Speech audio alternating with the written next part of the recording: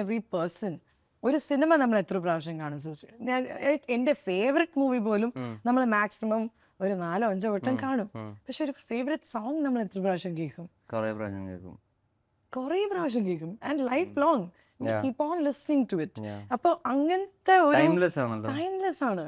And I think all your songs ഇതിൻ്റെ ഇടയിൽ ദേ വർ talking about, എനിക്ക് വേറൊരു കാര്യം പറയാനുള്ളത്, മമ്മൂക്ക പോലത്തെ ഒരാള് അദ്ദേഹത്തിന്റെ ഒരു പ്രോജക്റ്റിൽ വർക്ക് ചെയ്യുമ്പോൾ, അത് കണ്ണൂർ സ്ക്വാഡ് ആവട്ടെ, ഭീഷ്മ ആവട്ടെ, ഇദ്ദേഹത്തിന് വേണ്ടി when he is on screen and you're creating music for him, how does it feel like growing up watching these legends and then working with these legends? How does it feel ഇങ്ങനത്തെ ഒരു പൊസിഷനിൽ നിൽക്കുമ്പോൾ? I don't know, I just love him.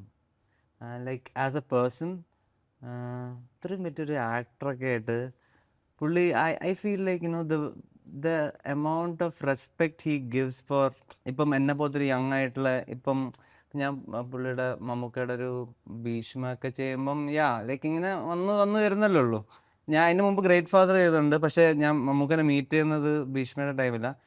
പക്ഷെ പുള്ളി നമുക്ക് വേണ്ടി സംസാരിക്കുന്ന സാധനമൊക്കെ ഞാൻ എപ്പോഴും ശ്രദ്ധിക്കാറുണ്ട്. ലൈക്കിനും നമ്മൾ പ്രസ് മീറ്റിലൊക്കെ ഇരിക്കുമ്പം എന്നൊക്കെ പറഞ്ഞിട്ട് ഇങ്ങനെ സാധനം കിട്ടുമ്പം I feel like like he's talking for me. ലൈക്കിനോ പുള്ളി പൊളിച്ചിട്ടുണ്ട് എന്നൊക്കെ പറയുമ്പം ഐ ഫീൽ ലൈക്ക് മറ്റേ ചെറിയ സാധനം കിട്ടും. ആൻഡ്